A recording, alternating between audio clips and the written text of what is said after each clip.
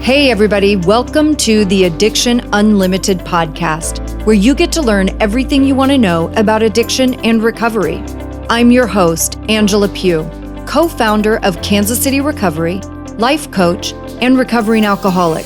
To learn more about me, you can listen to episode 0 on your podcast app or find us on the web at addictionunlimited.com. Hey everybody, welcome to the Addiction Unlimited podcast. I'm your host, Angela Pugh. So happy to spend some time with you today talking about this crazy sober journey and helping you to not only live sober, but happy. Let's not forget the happy part, my friends. If you're not happy, you won't stay sober, right? So it's really important to focus on that happy part. I have a lot going on around here right now, and I really want to thank all of you who are listening to the pod and sharing episodes with your friends and letting people know about Addiction Unlimited. I've shared with you before how kind of lonely podcast world can be. And much of the time, I have no idea what's going on with my podcast, like out in the world. And that's really why I created the Facebook group. It was totally selfish because I wanted people to interact with. I was lonely on Podcast Island all by myself, and I wanted to talk to you as you were listening to the show, and I wanted to be able to share my experience about when I quit drinking and how it worked for me and what happened, and to be able to give you support in real time. So like a good alcoholic, it was all selfishly about me. So I have a fantastic show for you today, a topic I'm really excited to dive into, and one I believe is a game changer. It was a total game changer for me. And oddly, it's something I feel like I had from day one of my sobriety, even though I didn't know it. But I think it was a huge piece of saving my life and really allowing me to get my shit together and stay sober. So we're going to talk about that in just a minute. But first, I want to make a special announcement today. Over the last few months, I've been thinking a lot about how I can serve you better and offer more resources and do it in a more creative way. And part of that is because of how lonely starting the podcast was for me and realizing that I want the opportunity to be more involved with you. You need support. You need to know you're not doing this alone. And alcohol shouldn't be allowed to keep you isolated and trapped, right? You should have a place where you can get the skills and information and resources you need at all stages of sobriety so you can be successfully sober and happy. So I'm creating a new site that will be jam-packed with recovery and life stuff. addictionunlimited.com will remain the same. You will always be able to go there and sign up for coaching with me and listen to all the podcast episodes. Okay, addictionunlimited.com will not change.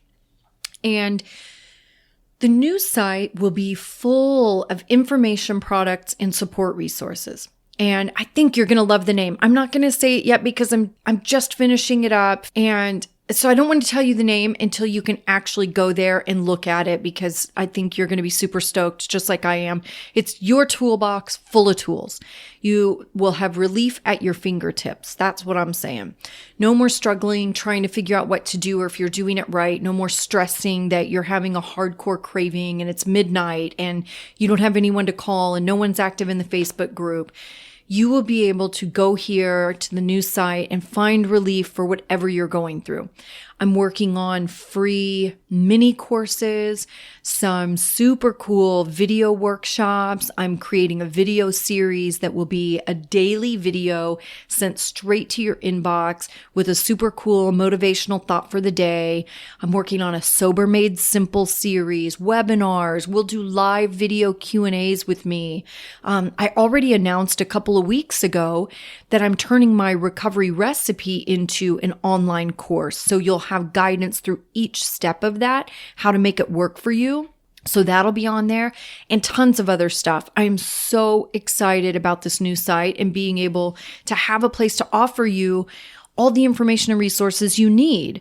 Again, addictionunlimited.com will not change. You'll always be able to go there for coaching and listening to episodes and all of that.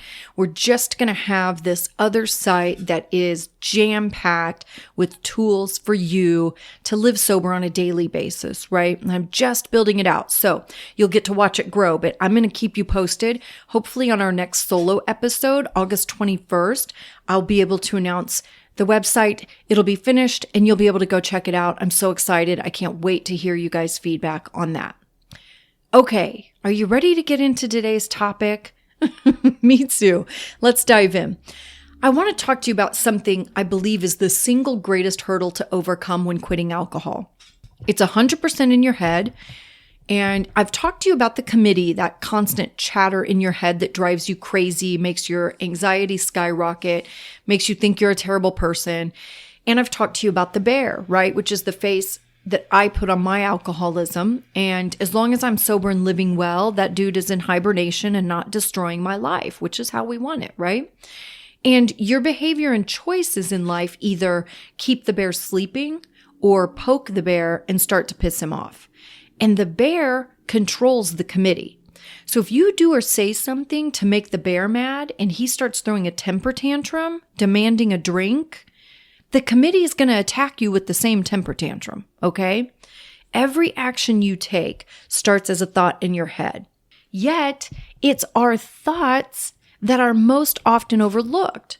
Those of you that work with me as your coach, you know we spend a ton of time on this, and it's an ongoing practice.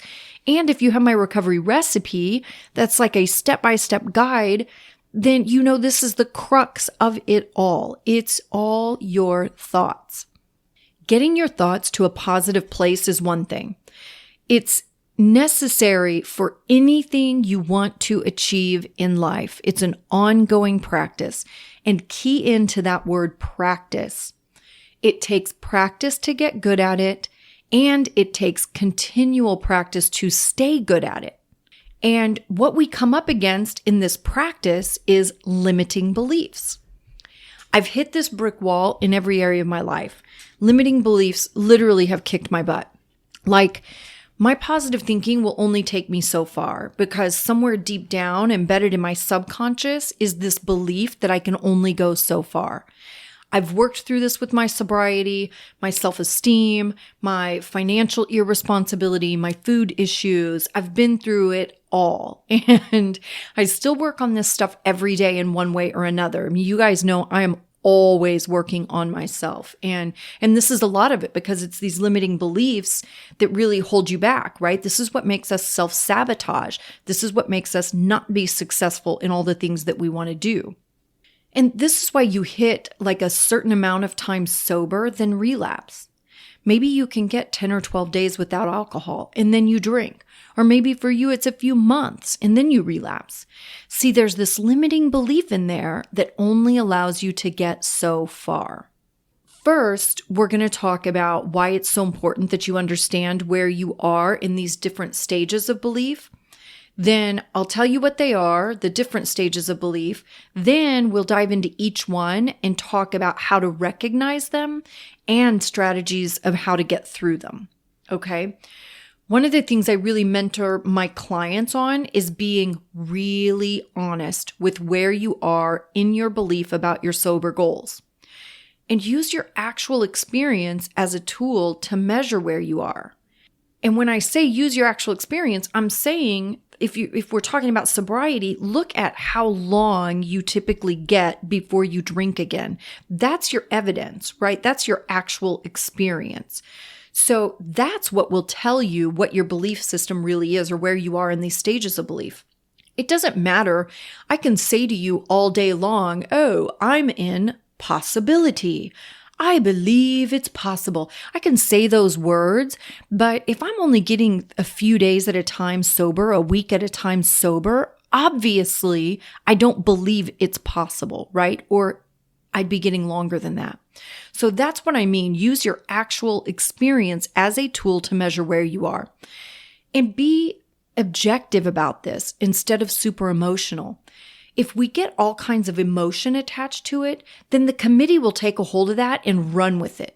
The committee will spend the day catastrophizing everything, telling you you're a failure, you'll never be able to do this, and blah, blah, blah. The committee loves irrational emotions. So try to just be really objective about where you are and what it looks like and what does the evidence tell you. Being aware of where you actually are is what gives you the power to do things differently. It empowers you to change, right? Like this is why I think when I always say I was so relieved when I realized I was an alcoholic, I had so much relief in that because once I understood that was the issue, then I knew what to do. Then I had the power back in my hands. Instead of alcohol having all the power, then I had the power. I was like, oh, damn, I'm an alcoholic. Okay, well, now I know what to do. I go to AA. That's where people go to not drink anymore. Trying to convince me as your coach or your family or yourself that you're in a different stage only puts you farther behind in the process. It doesn't do you any good to be in fairy tale land, trying to force yourself into believing something that simply isn't true. What you have to be practicing right now is courage. The courage to really get honest about where you are and look at that truth. I'll give you an example. I have a client I worked with a long time ago in my Recovery 2K program. The Recovery 2K is super intensive. It's 30 days, very hands-on with me. We're in contact every day on the phone or text or email or all three. It's a ton of personal support with me. That's why it's 2K. So addicted people are very smart, and we sometimes try to intellectualize our way through sobriety. And that's exactly what this dude was doing. Each day when we'd talk, I'd give him tricks and strategies to stay sober that day, and I'd ask him how he was feeling. And each day, he would tell me all these great things. Like, intellectually, he knew all the right things to say, and he would tell me everything he thought I wanted to hear. And for me, two things were happening. One, I knew he was stuck in fairy tale land. And two, this is a good indicator he would drink again. Right? Being stuck in fairy tale land and just saying all the right things, I don't care if you know all the right things that you're supposed to do. There's a difference between knowing what to do and actually doing it, right? And that's when you're stuck in fairy tale land, is when you just give it lip service. You're just talking about it. You say all the right things. For those of us that go to AA, you hear this all the time when people share, like they cram together as many of the one-liners and cliches as they can so they sound really good. But it doesn't matter if you can sound good. It doesn't matter if you know the things to do. The key is that you get up off your butt and you do them, right? So I needed to get him to a place of figuring out what his underlying thoughts were. Why was he just throwing all this stuff out like his life was rainbows and kittens, but he'd be 14, 16 days sober and then he would drink? You have to look at the evidence. My sponsor always taught me, look at what the evidence tells you, not how you feel, but what does the evidence tell you? And the evidence said at a certain point of sobriety, he has a limiting belief and he gives up and he drinks. Well, if we don't get to a place of understanding what stage of belief he's in, then we can't work through that stage and get to the next one. You see what I'm saying? This is why it's so important to get honest. What does the evidence tell you about what stage you are in?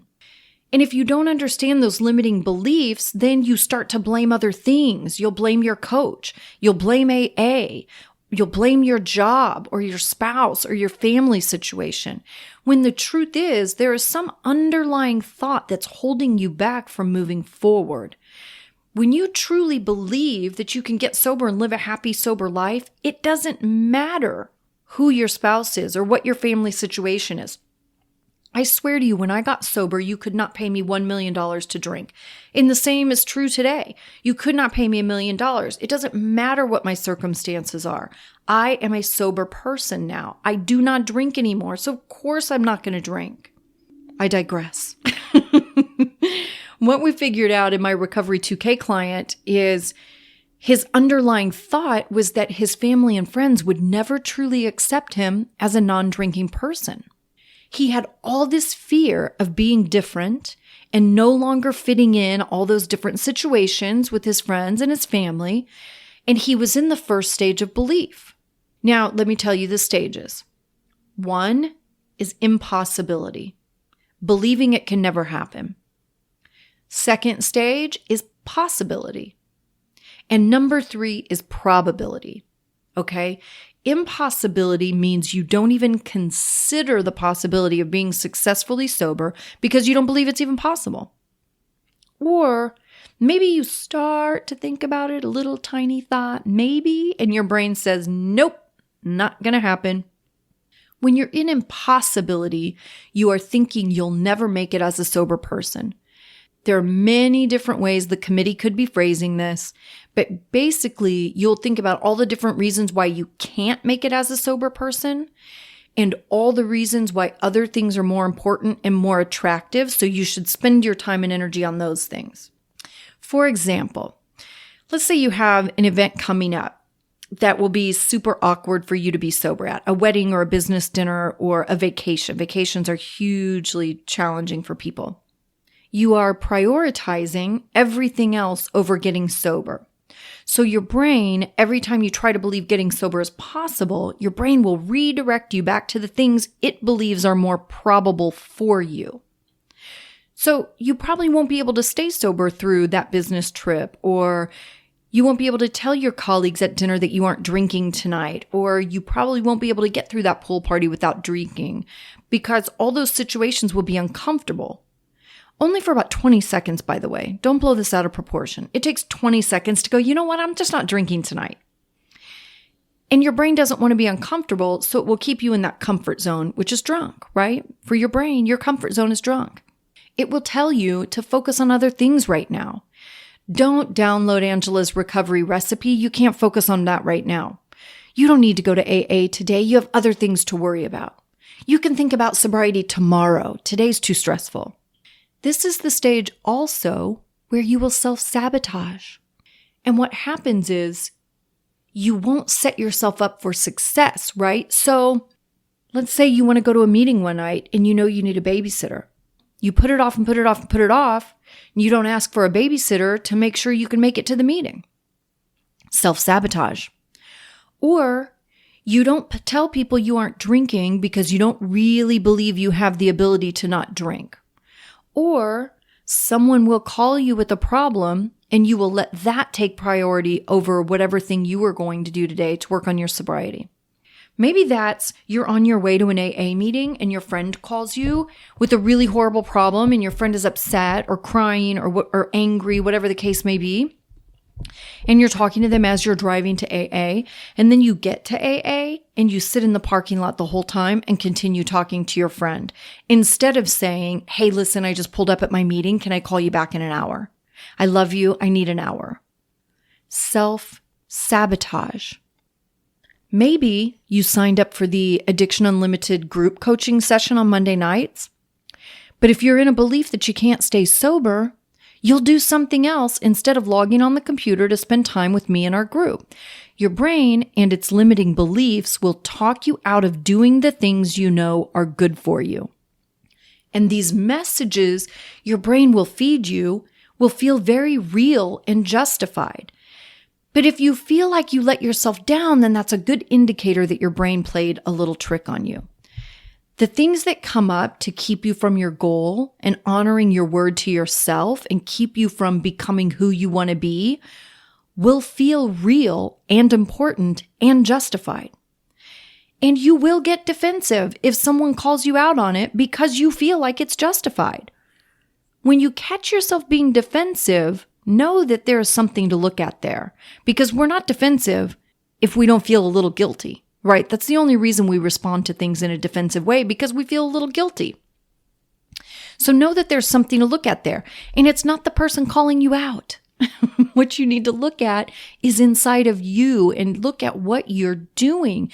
And are you making excuses? Because when something is really important, it becomes the first priority. And that's really how your sobriety needs to be. It's the first priority. And just like everything else in life, I understand things come up, right? If I'm on my way to AA and my mom calls me and says somebody in my family fell and broke a leg and they're on their way to the hospital, obviously I'm probably going to go to the hospital. Maybe not if it's just a broken leg. I might go to the meeting first and go meet them after because there's nothing I can do, right? But that's what I'm saying. You got to figure out how to prioritize. Don't just let something automatically become more important, okay? And the messages your brain will feed you will feel very real and justified. This is also where you can get a little overwhelmed and confused. You may start questioning what you should do. And this is this little shitstorm that your brain creates really to keep you overwhelmed and confused so you won't do anything. So maybe you're thinking or wondering, should you go to AA? Or should you hire a coach? Are you really an alcoholic? Maybe you're not that bad. Maybe your drinking is different because you don't drink every day, right? All this stuff can go through your head. And you can feel like if you had all the answers to those questions, then it would be easier for you. But the truth is, this is your brain throwing a bunch of crap at you to keep you from taking action. When your brain doesn't believe it is actually possible, it won't let you take action. Again, all of these things feel really real. But if you catch yourself not taking any action, your brain has tricked you. Because when you take action, all of those questions will start to be answered. You have to take action and start talking about things and asking questions and listening to others to get those answers. It's okay to have questions. It's okay to not know what the heck is going on, but you have to suit up and show up to start getting those answers. In a nutshell, your brain is kicking back, going, oh, you presented me with this idea that's very uncomfortable, so I'm going to distract you as much as I can so you aren't looking at it and thinking about it because it makes me super uncomfortable. Next stage, possibility. When you move out of resistance and you are allowing some positive thought about what could happen or what is possible, that's possibility. You recognize possibility when you aren't feeling confused about sobriety, but instead you get curious, right? In impossibility, you spend a lot of time justifying, making excuses, having objections, being defensive. Remember a couple of weeks ago on an episode, I said, you know when you are really ready to get sober because you don't argue with anything. And this is exactly what I'm talking about. When you're in impossibility, it is constant objections. This won't work for me because I can't do that because. I say this two ways. One, you have a problem for every solution, or you are the yeah, but person. Yeah, but that won't work for me because, yeah, I tried that, and yeah, but I'm not like those people. Yeah, but my family is this, or my job that, right? Yeah, but all that means, honestly, is that you're not even freaking listening. You just want to object. You're not even listening to the suggestions that are being offered to you. You're not paying attention. You're not interested because you're in impossibility. And I catch myself doing the same things, by the way. I caught myself doing this just a few months ago with my fitness coach. Every time there was a thought or suggestion, I would object with why that wouldn't work for me or what my bad experience was with that in the past. Like I caught myself having a problem for every solution.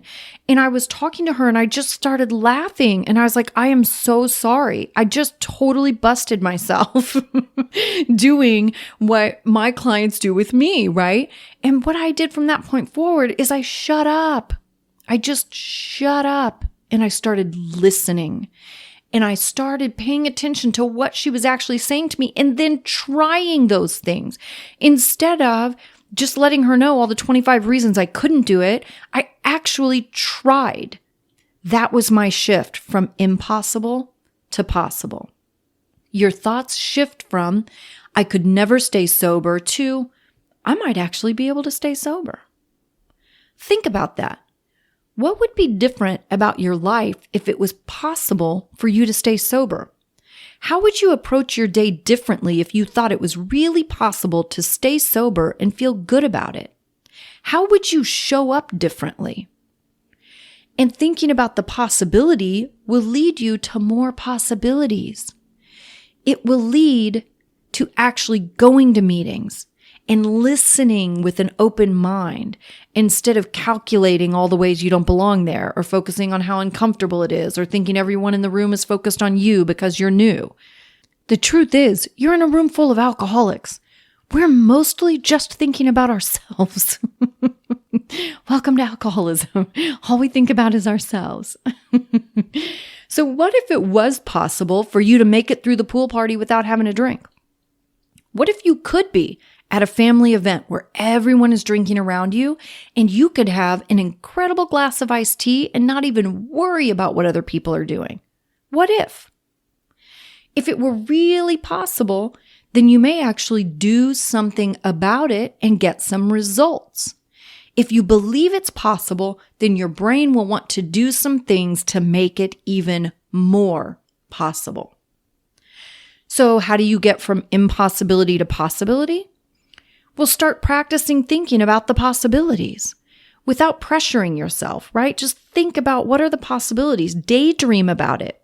Visualize what it would look like for you to be in an uncomfortable situation and you're sober and laughing and relaxed and that lemonade in your glass tastes amazing and you go home after and you're fresh and energized because you feel so good about what you just accomplished and you're not going to be hungover tomorrow.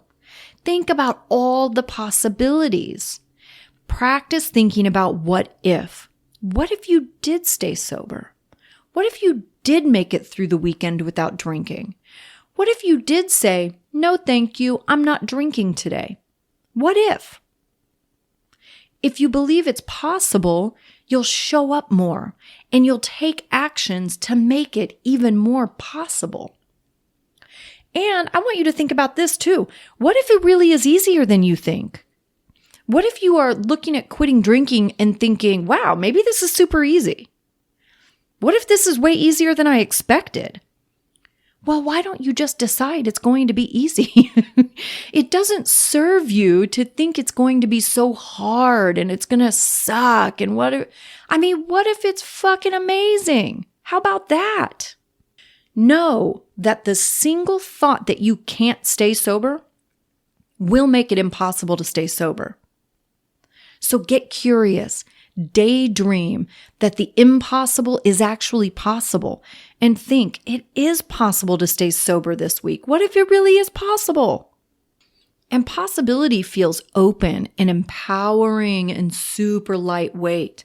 It's exciting and energizing. And what if it is way easier than you think? What if it were possible to live without alcohol and be happy and not even think about what other people are thinking about you? The most important thing is believing it is possible. Okay, let's cruise into stage 3, probability or inevitability. By the way, there's no time frame on this process and moving from one stage to another. Some people do it in a matter of days. Some people, it may take months or years. There's no blueprint, right? My money stuff and food stuff has taken me years to work through and get to those deep-seated negative messages and work through them. And I think because that stuff is all from childhood, right? I'm 47 years old. So that's 47 years of messages that I had to really dig through and get to the bottom of. So that stuff took much longer. A true deciding factor really is how self-aware you are in these stages and how long you're staying in each stage or taking action to get through one and get to the next. Dig deep, my friends. This is an inside job. Be honest with yourself about where you are and what excuses you are making. And don't think you have more difficult circumstances than other people, and that's what's holding you back. Or other people have money and can hire coaches, and that's why they're farther along. It's bullshit. I'm just being honest here. It's all bullshit, and I'll tell you how I know that. First, from personal experience, because I fed myself all that bullshit and I believed my own bullshit because I was very convincing in my justifications and playing the victim, like all those outside circumstances were holding me back. And second, because money and coaches can't help you if you aren't helping yourself. I can't tell you how many thousands of dollars of services I've given away over the years because people tell me they really need help, but they just can't afford it.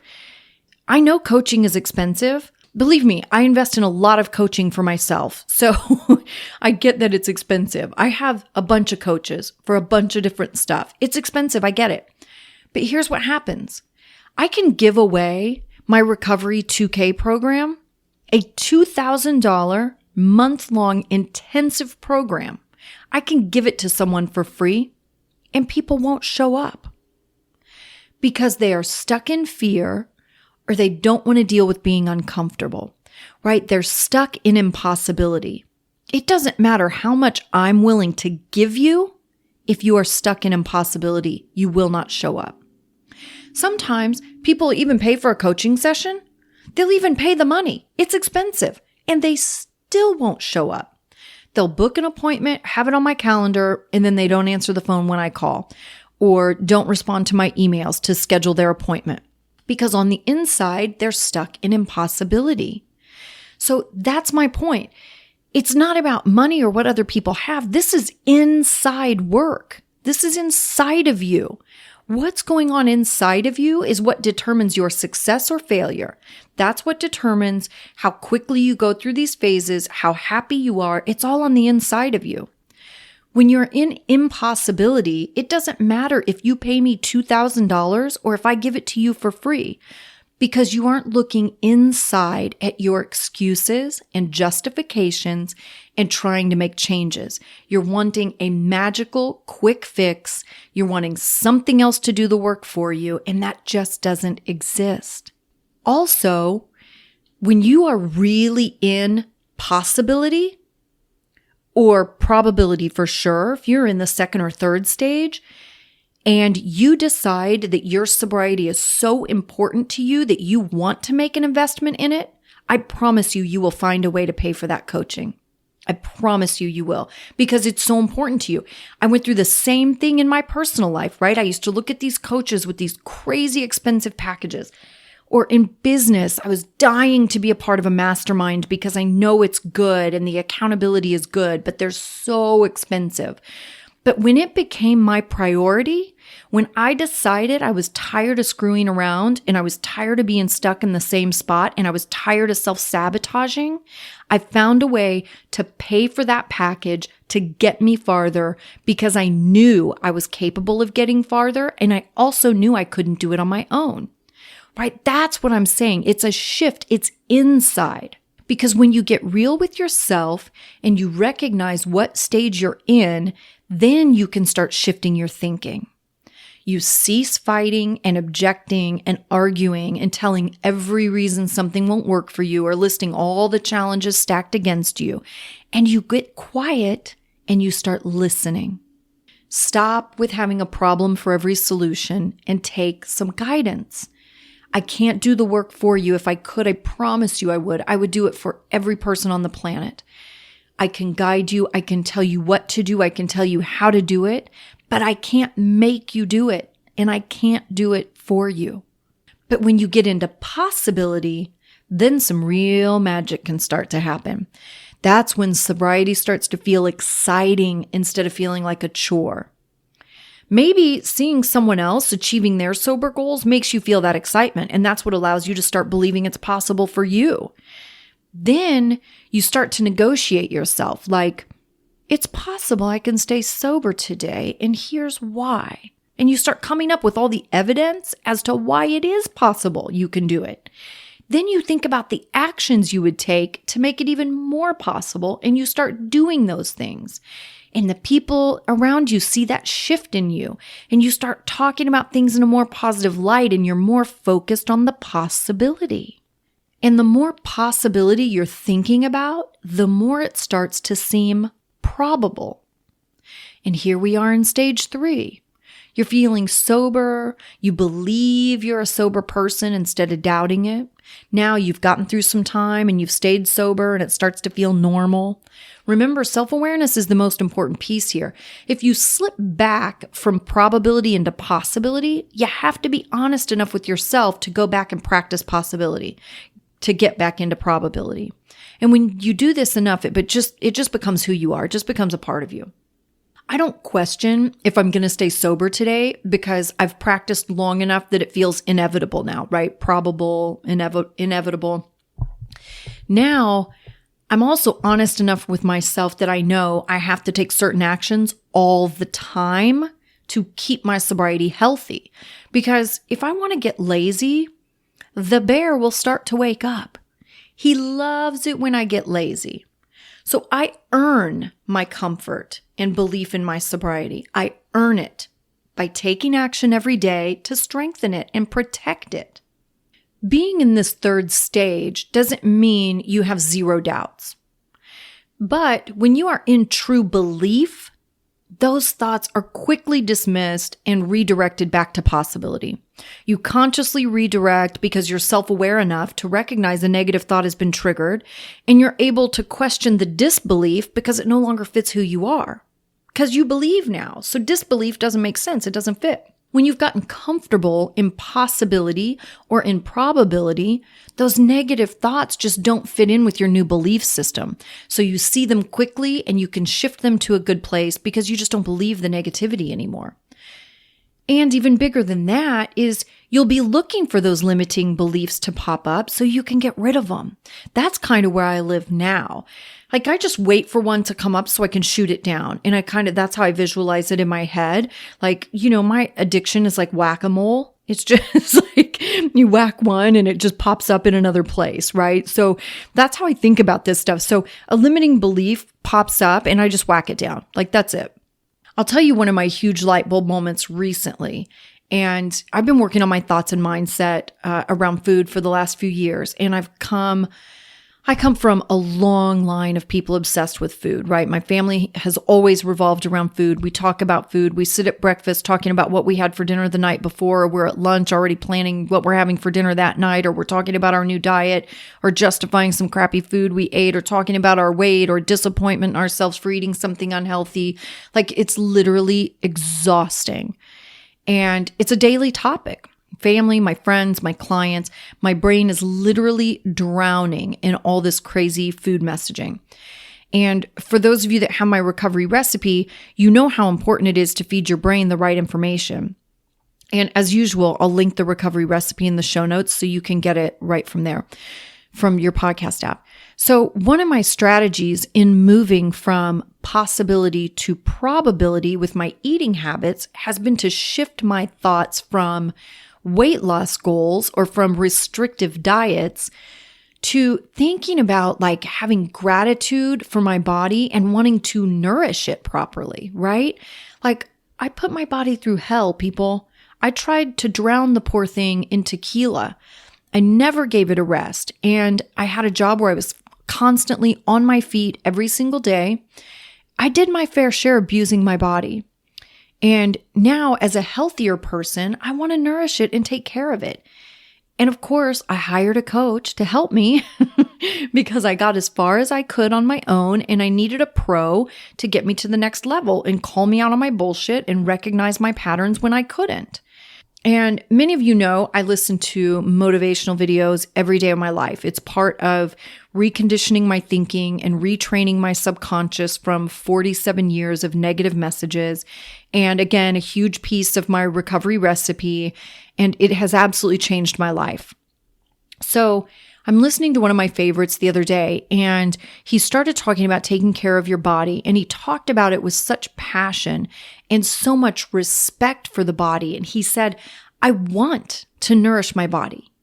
And I loved that, you guys. I don't know why that had such an impact on me, but it was want. Not I need to or I have to, but I want to.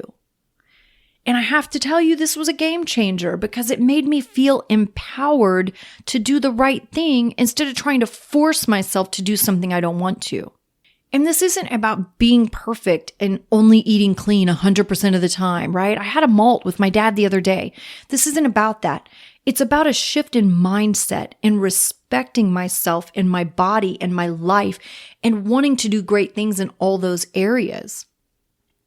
And I have repeated that phrase to myself 100 times the last several days when I've wanted to be lazy or eat something unhealthy because it's fast and easy. Instead, I think I don't want to eat. I want to nourish my body. I want to eat well. I want to do the things that are best for me instead of doing the things that feel good in the moment or things that are convenient or fast or easy. That in itself is an act of self-love. And that's how we get self-esteem and self-confidence. And when we build our confidence, that's how we get that bear to stay asleep. Nothing is impossible. Whatever you want in your life is possible. And when you start taking intentional actions to make it possible, then it becomes probable. That's what I want you to keep in mind. Don't think about your sobriety like it's something you have to do. This isn't a chore, people. It's a blessing. It's an honor. You get to be a sober person, right? You think there is some kind of pride or award we get for being out there in the world acting like a drunken fool? Like there's no honor and integrity in that. You get to be sober. You want to be sober. You want to make good decisions for yourself. You want to care for yourself and love yourself. You want to take care of your body. You want to have a better life. You don't have to. You don't have to quit drinking. You want to quit drinking because you want to be a better person. That's what I'm talking about. I hope this episode about limiting beliefs and stages of belief has been helpful for you. For those of you that want to dig deeper and get farther faster, you can find all the different options for working with me at addictionunlimited.com/coaching. And I will also put that link in the show notes too, so you can get right there from your podcast app. Super easy, super simple. The Monday night group coaching is on there too. You guys will love that, connecting with other people. It's so much fun. We have an incredible group. And I want to tell you too about next week's episode. We're going to do something really cool. We're going to get into personality types and we're going to talk about the color code. If you guys are familiar with that, it's pretty awesome. I've done it for a long time, or I've known about it for a long time. I shouldn't say I've done it like I've studied it and implemented it. That's not true. But I've known about it for a long time and I love personality stuff because I feel like it helps me in all these different areas of my life when I understand myself better and what my motivators are and how I respond to life. Then I can be successful in the changes I want to make because I understand who I am. So that's what we're going to do next week. Carrie, my really good girlfriend, Carrie, is going to be on with me and we're going to do color code personality stuff.